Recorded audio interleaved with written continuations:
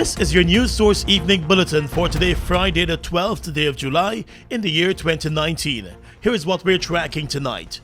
The Caribbean Court of Justice this afternoon stayed clear of setting any date or timeline by which Guyana should host elections, throwing that issue over to Guyana's political players.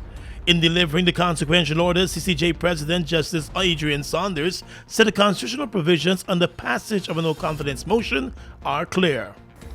It would not therefore be right for the court, by the issuance of coercive orders or detailed directives, to presume to instruct the bodies on how they must act and thereby preempt the performance by them of their constitutional responsibilities.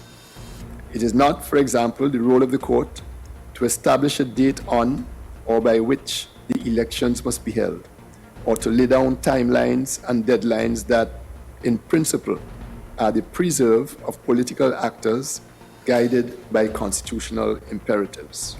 The opposition wanted the court to order that elections be held by September 18 and also wanted the court to order that the Elections Commission use the old voters list for the elections. The court stayed away from granting those orders. Justice Saunders said the court must assume that the bodies and personalities will exercise integrity in keeping with the provisions of the Constitution following the passage of a no-confidence motion. The court must assume that these bodies and personages will exercise their responsibilities with integrity and in keeping with the unambiguous provisions of the Constitution, bearing in mind that the no-confidence motion was validly passed as long ago as 21st December 2018. The CCJ maintained that a no-confidence motion was validly passed back in December, and that although Charandas Prasad was not eligible to be elected, his vote could still count. The body also said the government will now be in a caretaker capacity. It is important, however, that the court makes this point. In mandating that the government shall remain in office, notwithstanding its defeat and the resignation of the President and the Cabinet, Article 106 envisages that the tenure in office of the Cabinet, including the President, after the government's defeat, is on a different footing from that which existed prior to the vote of no confidence. Chancellor Cummins Edwards, citing Peter Hogg, the Canadian constitutional expert, was right to note that, and I quote, "The government continues in office as a caretaker government or an interim government until the next elections ensue, and a president is appointed or reappointed depending on the results of that election," unquote. By convention, the government is expected to behave during this interim period as a caretaker and so restrain the exercise of its legal authority. It is this caretaker or interim role that explains the 3-month deadline in the first instance that the article lays down in principle for the holding of the fresh elections.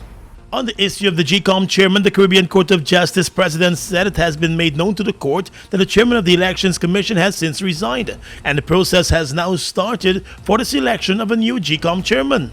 Costs were awarded to the leader of the opposition and chartered accountant Christopher Ram. More news coming up in just a moment.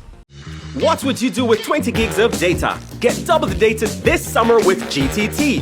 On your first activation of a 7-day data plan or more, you get double the data. Yup, double the data. Activate and enjoy. Opt into a Do More plan this summer and receive double the data. Get a chance to win daily cash prizes and much more, plus a chance to win the grand prize of $100,000 in cash. Only with GTT, there's so much more data to love. Do more this summer. Summer is just around the corner, and this year we're giving you a Visacation. It's easy. Get your GBTI Visa card and travel to your dream summer destinations or shop all you want online. With Visacation, you get to win prizes when you use your GBTI Visa card between June 1st and August 31st. Don't have a Visa card? Visit your nearest GBTI branch or go to www.gbtibank.com. GBTI, we see Guyana through your eyes. Motor gasoline grades are determined by the octane rating of the fuel. The octane rating of a fuel is the standard measure of the performance of a motor gasoline. Guy Oil's Super 95 gasoline is a high-octane premium gasoline. Fuel up and drive with Super 95 from Guy Oil. Welcome back.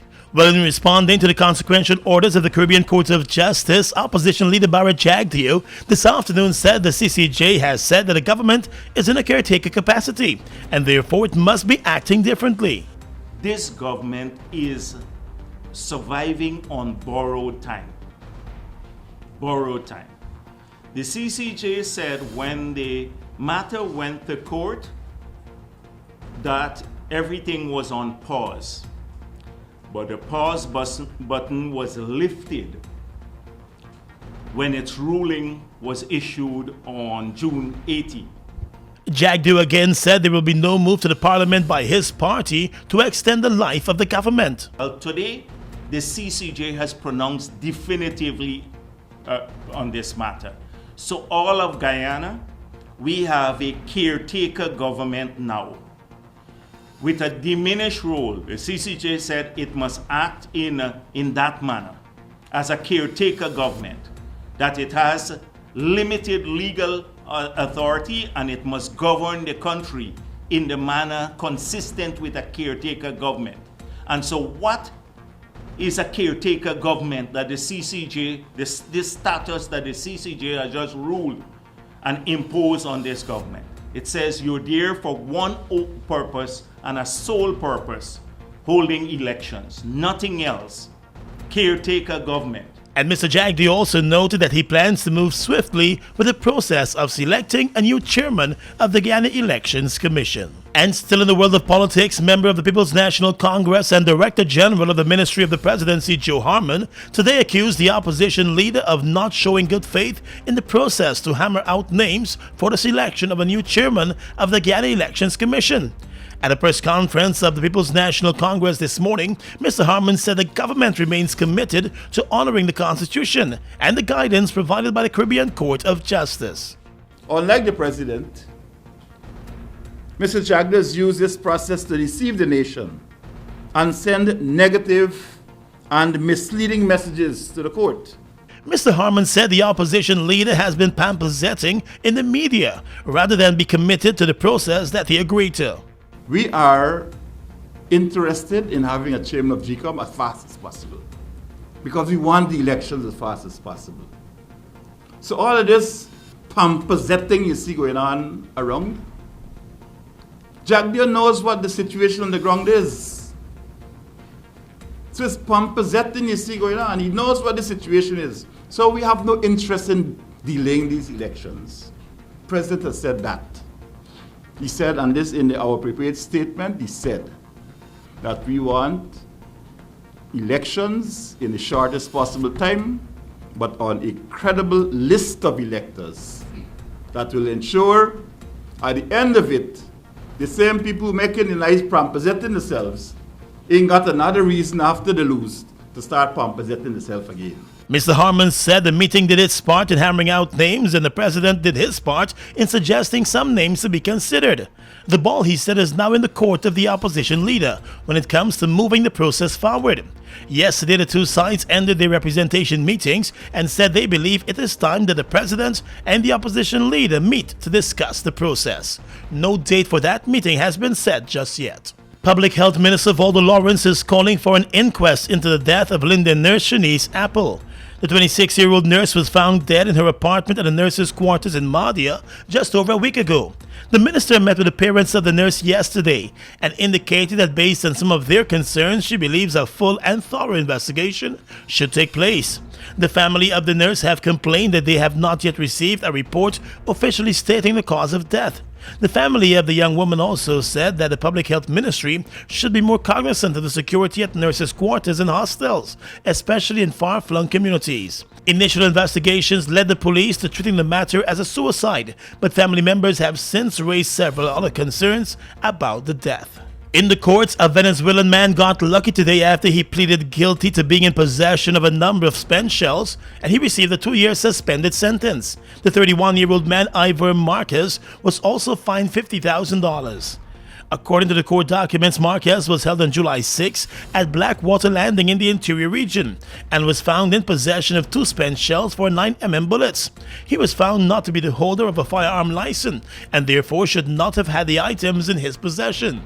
The man admitted in court that he came to Guyana in search of a better life and would use spent shells to make new bullets. He said he was guilty of the charge. With that statement, the presiding magistrate handed down the 2-year suspended sentence along with a fine. Across the Region is coming up next. It's comedy with no apology. Mommy, baby, daddy, maybe. Right. What? No.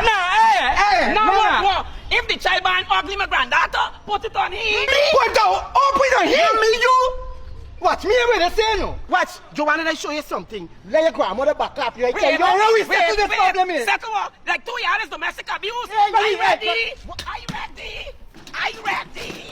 An all-star cast of singers, dancers, and comedians will rock the house. July 20th and 21st, the National Cultural Center will be in an uproar from 8 p.m. Tickets on sale now at Andrew's Supermarket, Nigel's, and the Cultural Center box office. Proudly presented by Godfrey Naughton in association with Mike James Drama Group. Mommy, baby, daddy, maybe. Well, it's what y'all waiting for. Go and get your tickets. New Amsterdam, get ready for the year-to-year ladies event. Heineken presents Motivated 4. Motivated 4. The Ultra Premium Heineken Party. Saturday, 27th July 2019 at Club Eclipse, Main Street, New Amsterdam. Enjoy Heineken bucket specials all night. The Heineken girls and giveaways. Store opens from 9 p.m. with vibes by Father Moon, DJ Von Hyde, Gully Ross and Diamond from Team Fusion, Team Lockdown, and DJ Slaughter from Jungling. Motivated 4. Saturday, 27th July at Club Eclipse. Powered by Heineken, Ground Vibes, Tunisia Lifestyle, Westsiders Entertainment, 88.5 Rock FM, Little Rock Sweets, Candy Boss, and Rush Energy Drink. Falls, a trademark of China's Zhanghao Incorporated, located at Land of Cane in East Bank, Demerara, was incorporated in April of 2013 with over $10 billion Guyana dollars invested in a state-of-the-art 100,000-barrel fuel storage facility, a modern service station, an office complex, and a modern wharf that can berth international vessels. Having no association with any other fuel company, Falls imports its own fuel, which meets quality specifications, has all the legal permits, and is in compliance with international requirements. Its bulk facility can load 8 trucks simultaneously at a rate of 1,000 liters per minute, while the service station can service 12 cars at a time using computerized fuel pumps, which can facilitate the use of ATM cards. Through its professional team of mostly Guyanese, Falls wholesales and retails fuels to the public, including farmers and miners, and will continue to positively contribute to Guyana by providing quality products, service, and attractive prices. Try Falls today for all your fuel needs. Across the region right now, Barbadians are facing the reality that they will no longer be able to claim child allowance when filing personal income tax returns. In recent days, payroll departments have been notifying their employees of the change introduced in the March 20 budget and ushered in this month as part of the adjustments to the personal income tax rates. Up to when they filed this year, individuals were permitted to claim allowance of 1,000 Barbadian dollars each for a maximum of 2 of their offsprings, those of their spouse or legally adopted children. However, yesterday the Barbados Revenue Authority confirmed that the policy shift effective for 2020 filing as it responded to complaints from some individuals that they were caught unaware by the move. In Jamaica, the Ministry of National Security and the Ministry of Justice have combined their efforts to implement restorative justice measures in all 4 juvenile institutions under the National Child Diversion Program. The announcement was made yesterday by the Minister of State in the Ministry of National Security in Jamaica. The program is to facilitate the process of rehabilitation and reintegration for children who have run afoul of the law by providing measures that include restorative interventions as conditions of application for pre-release. Child diversion handles the implementation of measures to deal with children alleged as accused of or recognized as having infringed the penal law, without resorting to formal judicial proceedings. And finally tonight, international news. The police in London has launched a criminal investigation into the alleged leak of diplomatic emails from the UK ambassador in the US, which were critical of the Trump administration. Assistant Commissioner Neil Basu said there was a clear public interest in bringing those responsible to justice. Sir Kim Darroch stepped down as the ambassador on Wednesday, saying it was impossible for him to continue. U.S. President Donald Trump had earlier said the U.S. would no longer deal with him. Announcing the criminal investigation, Mr. Basu said he was satisfied that the alleged leak had damaged the UK international relations. He urged whoever was responsible to turn themselves in and face the consequences. Anyone with information about the alleged leak or those responsible is being asked to contact the police in London. And that's your News Source Evening Bulletin for tonight. I'm Gordon Mosley, reporting.